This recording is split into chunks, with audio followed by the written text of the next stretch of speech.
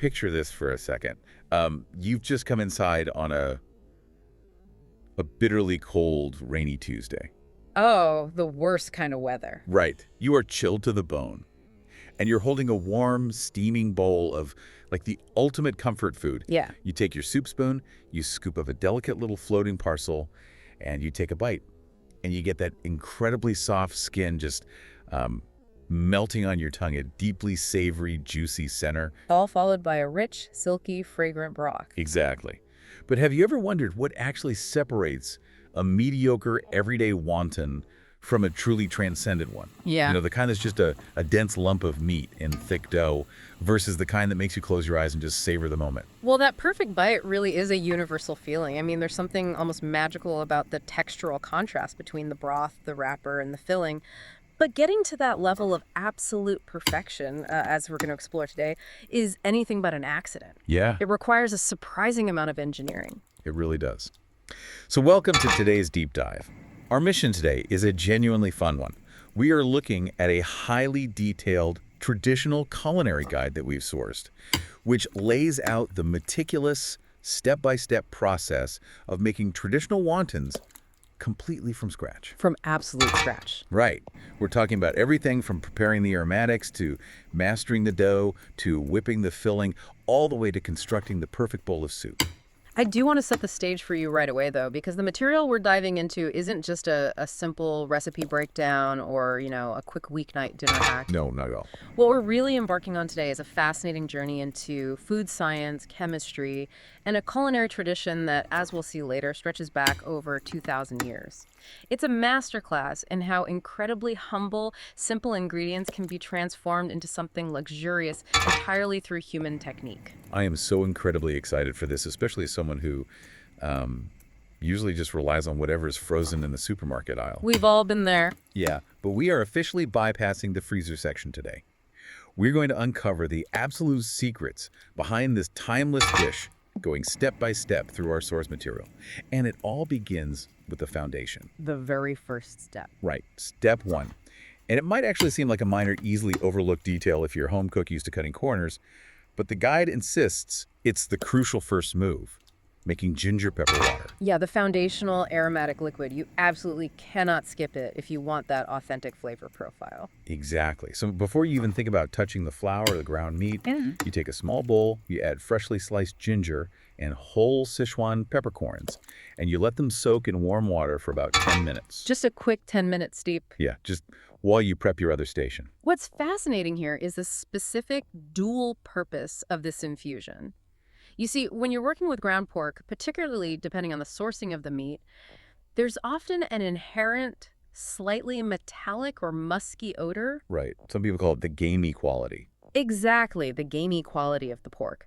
Well, the Culinary Guide specifically notes that this infused water completely removes any of that unpleasant porky smell. But it does so much more than just subtract a negative. It adds flavor. Right. It introduces an incredibly gentle foundational fragrance to the entire filling. The warm water basically acts as a solvent, gently extracting the essential oils. So you get the slight, bright zing of the ginger and the unique, slightly citrusy profile of the Sichuan peppercorn. Which is so distinct. It really is. And together they create a base layer of flavor that permeates the meat without overpowering it. It makes a lot of sense when you compare it to building a house. You have to pour a solid, fragrant foundation before you put up the walls. That's a great way to look at it. And while that ginger pepper water is busy soaking and extracting all those oils, the guide moves us right into step two, which is the dough. And the ingredients listed here are beautifully, almost deceptively simple. Oh, very simple. The source calls for exactly 500 grams of all-purpose flour, a tiny pinch of salt, 2 whole eggs, and some room temperature water.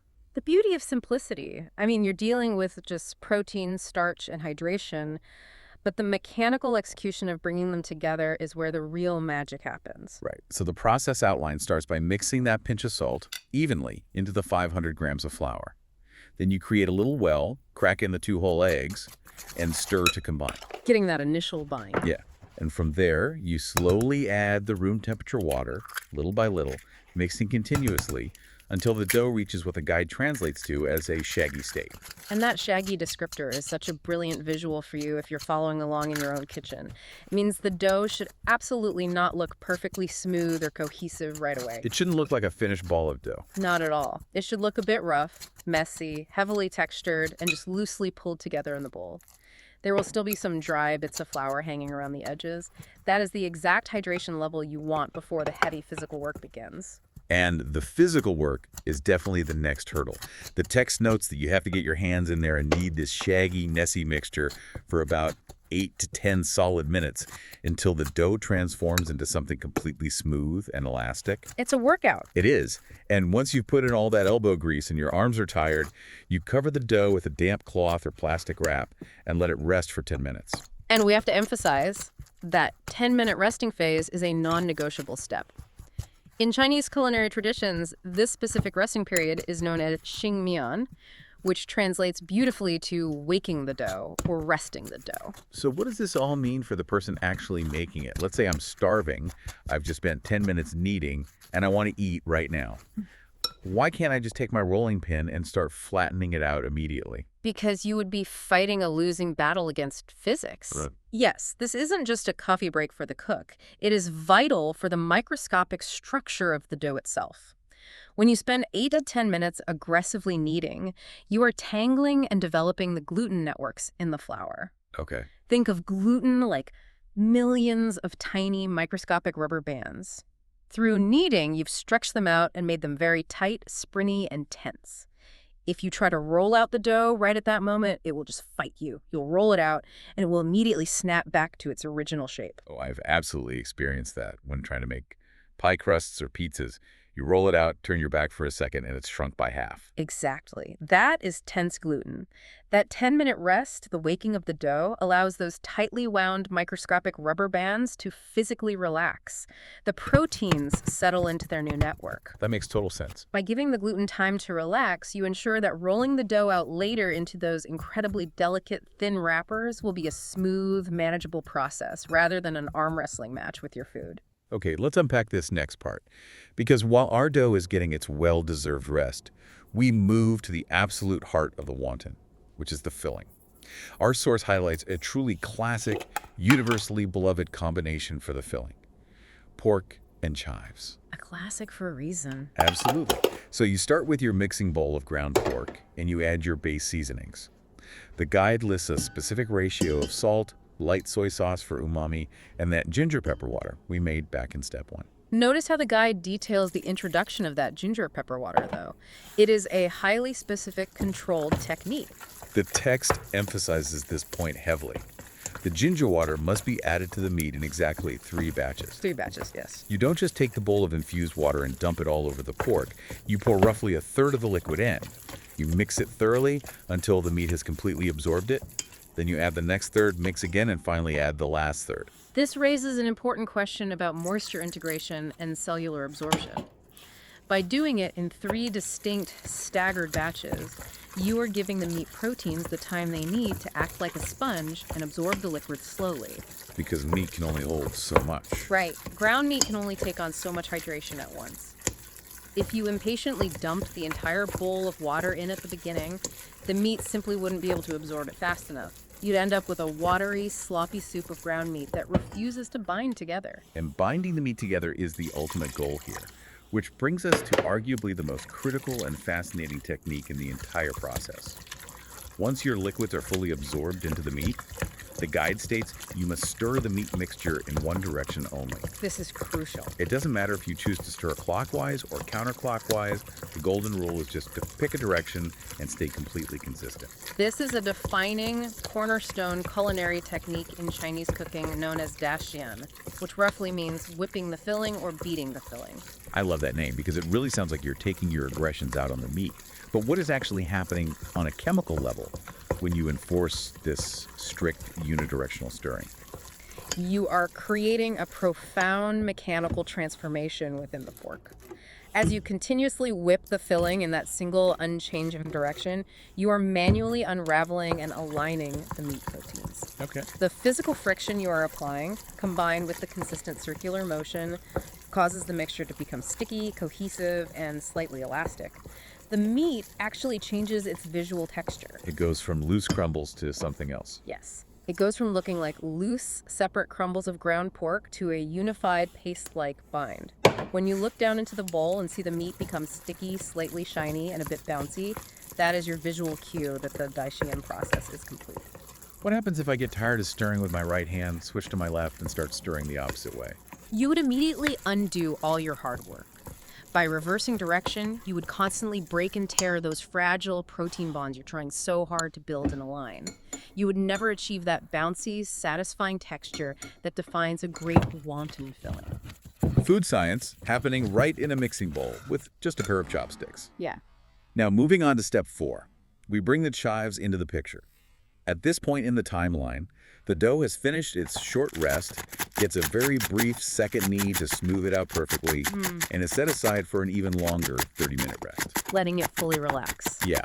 And while the dough is on its long rest, you take your fresh chives, finely chop them, and prepare to add them to your sticky, bouncy pork mixture. And the source material introduces another brilliant, incredibly subtle culinary trick right at this stage. Yes. The guide specifically instructs you to drizzle a small amount of vegetable oil over the chopped chives and mix them gently before you fully integrate them into the salted meat. This is all about moisture control. It guarantees the juiciness of the final product. By coating the finely chopped chives in that vegetable oil first, you are creating a microscopic lipid barrier around the vegetables. So it stops the salt from getting in. Exactly. It prevents osmotic draw. Wait, osmotic draw. For those of us who haven't been in a chemistry class lately, you just mean the salt acts like a sponge, pulling the water right out of the vegetable walls. That is a perfect way to visualize it. Salt is a desiccant. It naturally wants to draw moisture toward itself through the cellular walls of the chives. If you just dumped raw, unprotected chives into that heavily salted pork mixture, the salt would immediately start ripping the water out of the green. Which sounds bad. Very bad. Within minutes, your beautiful, cohesive filling would become a wet, soggy mess sitting in a puddle of green water before it ever reached the cooking pot. Oh, wow. The oil acts as a shield. It prevents that osmotic draw, keeping the greens crisp and ensuring that the moisture stays trapped inside the vegetable, resulting in a beautifully juicy pop of flavor when you bite into the cooked wonton. I love how every single step we've discussed so far has a distinct scientific purpose. Nothing is left to chance. It's all about controlling variables. So the filling is perfectly bound and protected. The dough is rested for a full 30 minutes. Which brings us to step 5, rolling the wrappers. Or, as I like to think of it, crafting clouds. This is where the physical labor of love really takes center stage. The text gives us a great visualization of this physical process. You take a small piece of your perfectly rested, incredibly smooth dough, and you shape it into a small ball. You flatten it slightly with your palm, and you dust it lightly with flour so it doesn't stick. Right. Then, using a small rolling pin, you roll from the outer edge of the dough toward the center, you rotate the dough a few degrees, and you repeat. Edge to center, rotate, roll. Over and over. The ultimate goal here is extreme thinness. The guide is very clear and adamant on this point. Wonton wrappers must be rolled significantly thinner than your standard dumpling wrappers. Thinner than dumpling. Much thinner. You are aiming for a thinness that is almost translucent.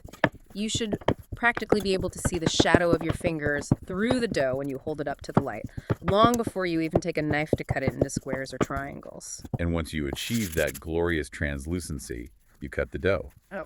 The text notes that whether you choose squares or trapezoids is entirely up to your personal preference.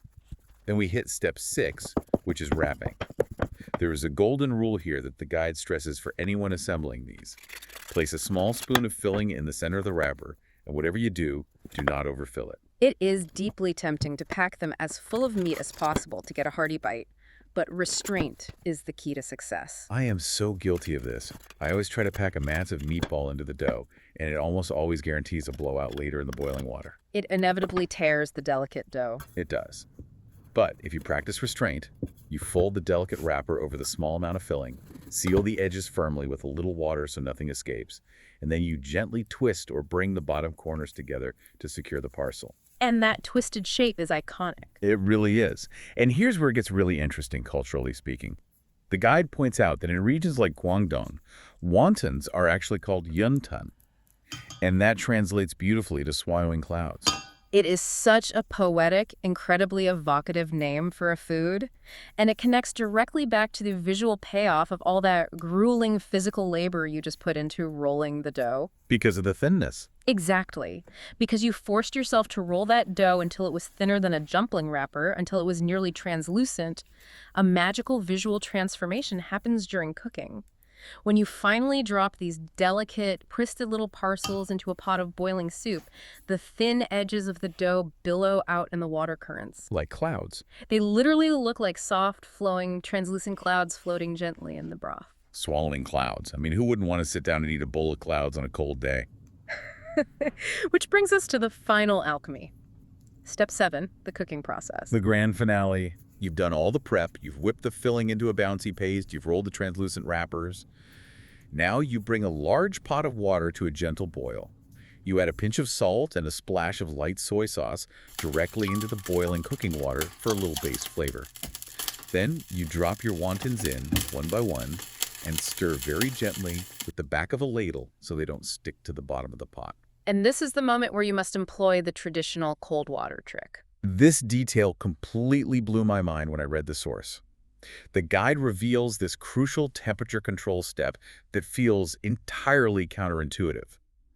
When the water returns to a vigorous rolling boil after you've added the cold wontons, you don't just let it keep boiling. No, you have to intervene. You actually take half a cup of cold tap water and pour it directly into the pot, killing the boil.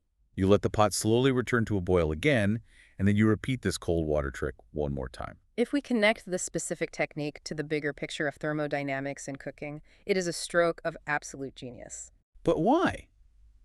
If I'm hungry, why wouldn't I just let them boil rapidly until they're done? Doesn't adding cold water just increase the cooking time? It does increase the time slightly, but it saves the structure of the dish. You are dealing with two completely different elements that require entirely different cooking times. On the inside, you have a raw, densely packed ball of pork filling, which takes a few minutes for heat to penetrate and cook all the way through to the center. Right.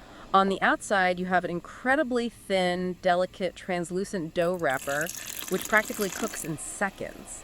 If you just leave the pot at a continuous, violent rolling boil, the heavy, vigorous agitation of the bubbles will mechanically tear and destroy those delicate wrappers long before the dense pork center ever reaches a safe, fully cooked temperature. Ah, I see. So if I just let it boil aggressively, I'd end up with a pot full of floating meatballs and shredded, dissolved pieces of dough.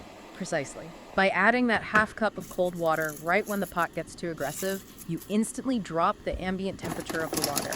You calm the violent, rolling boil down to a gentle, manageable simmer. Letting the heat penetrate slowly. Yes. This brief pause in the boiling action allows the residual heat to continue penetrating deep into the pork filling, cooking it entirely through without mechanically battering and destroying the tender wrapper on the outside. It's a masterful, elegant way to manage heat without needing a digital thermometer or any fancy modern culinary equipment. It's just brilliant observation put into practice. And once they have survived the cooking process and are cooked perfectly through, those wrappers turn completely silky. The guide describes the final serving process. You lift these silken, cloud-like wontons out of the pot with a slotted spoon or strainer, place them gently into a serving bowl, add some dried seaweed and a little fresh cilantro for fragrance, and finally, ladle your hot steaming broth directly over the top. It sounds incredibly light, deeply comforting, and entirely timeless. By following these steps, you've taken simple, everyday pantry staples like flour, water, ground pork, and aromatics, and through sheer technique, you've engineered a culinary masterpiece. It really is a masterpiece of home cooking. But what I love most about our source material today is that it doesn't just leave us at the dinner table. It zooms all the way out from the modern kitchen to give us the staggering historical legacy of the exact dish we just made. The historical context provided here really grounds the entire process. The text reveals that this exact culinary concept, this highly specific combination of simple flour wrappers and ground pork fillings, dates back over 2,000 years.